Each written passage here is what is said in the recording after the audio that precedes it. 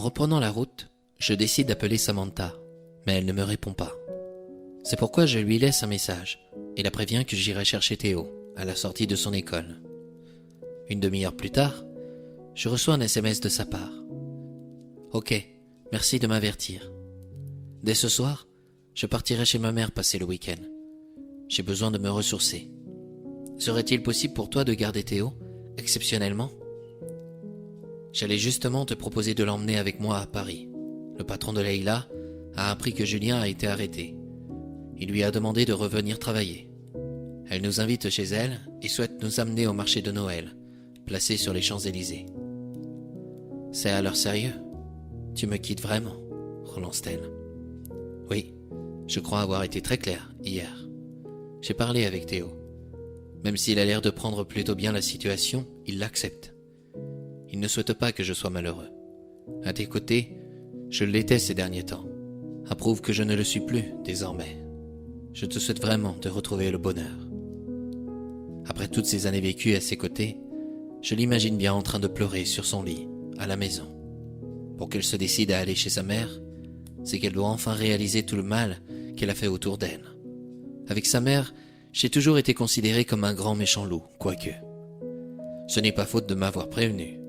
Elle me l'avait dit à plusieurs reprises que sa fille me trompait. Je n'ai jamais voulu la croire, de la même manière que mes parents. En arrivant à l'école, je récupère Théo. Je l'amène dans ma voiture. Un sourire se pose sur son visage lorsqu'il découvre Leïla à l'intérieur. « Tu es revenu pour moi ?» lâche-t-il. « Pour toi et ton papa. D'ailleurs, il a quelque chose à te dire. »« Ah oui ? Ce soir, il faudra te coucher de bonne heure, car je vais te réveiller au beau milieu de la nuit. »« Pourquoi ? Je t'emmène à l'aéroport de Toulouse pour prendre un avion qui nous fera atterrir à Paris. Leïla nous invite à passer le week-end chez elle. »« Ouais, super ! Je vais pouvoir voir la tour Eiffel ?»« Si tu veux, on pourra même y monter dedans, » intervint Leïla. « Oh, merci ! Oh, papa, tu es vraiment mon papa adoré. Mais maman, elle ne vient pas avec nous ? » Maman a décidé de passer le week-end chez mamie. Elle a besoin de réfléchir. « Tu vas la quitter ?» s'inquiète-t-il. « Bien sûr, Théo. C'est quelque chose que j'aurais aimé éviter pour toi. Mais tu sais très bien que je n'ai pas le choix. Nous en avons parlé hier soir. » « Oui, c'est vrai. » Nous rentrons à la maison. Sans perdre une minute, j'invite Théo à faire ses devoirs sur la table du salon. Leïla souhaite l'aider pour me permettre de préparer le dîner. En cuisinant, je repense à cette conversation que nous avions eue la veille, Théo et moi. Un détail m'avait échappé. Rien ne m'empêche de remettre ça plus tard. Je viens de réaliser que je t'avais promis de t'amener ce week-end sur la tombe de papy. Ça ne te dérange pas si l'on fait ça lundi ou mardi après l'école ? Non, mais c'est quand que je vais revoir mamie ? Je crois qu'après tes devoirs, tu pourrais lui faire la surprise de l'appeler. Qu'en penses-tu ? Oh oui ! Oh, ce serait super !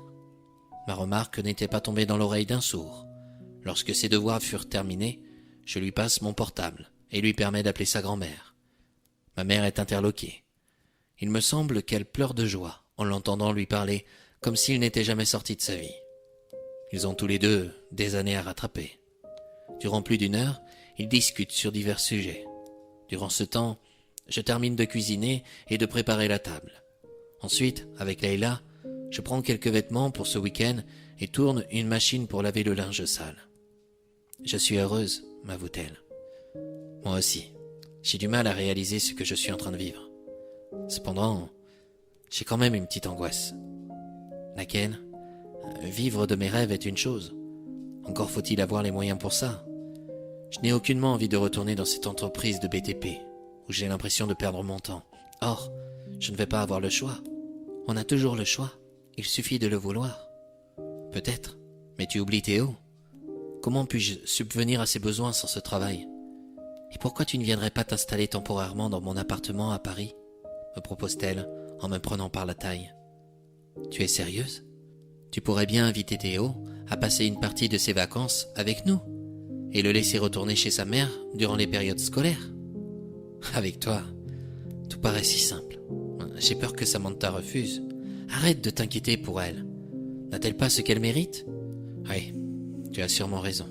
Où veux-tu dormir ce soir ? Quelle question ? Avec toi, voyons. Vraiment ?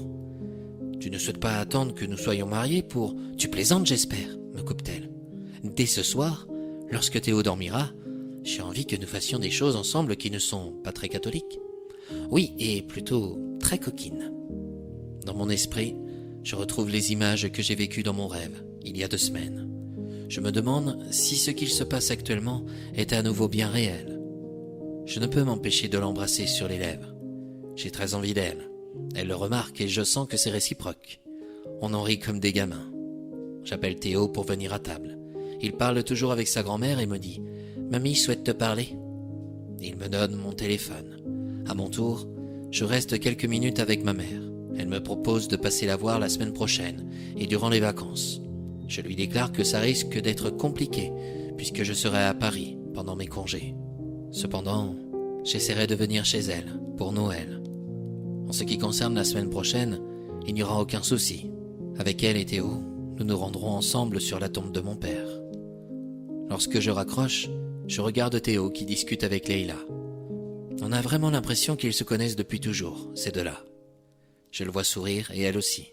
Et puis derrière, en arrière-plan, je distingue cette étoile de Noël en haut du sapin. Elle veille sur cette nouvelle famille recomposée. C'est un bonheur à 3 que nous éprouvons. J'aurais aimé que Samantha puisse être Leïla, mais je ne regrette en aucun cas ma décision.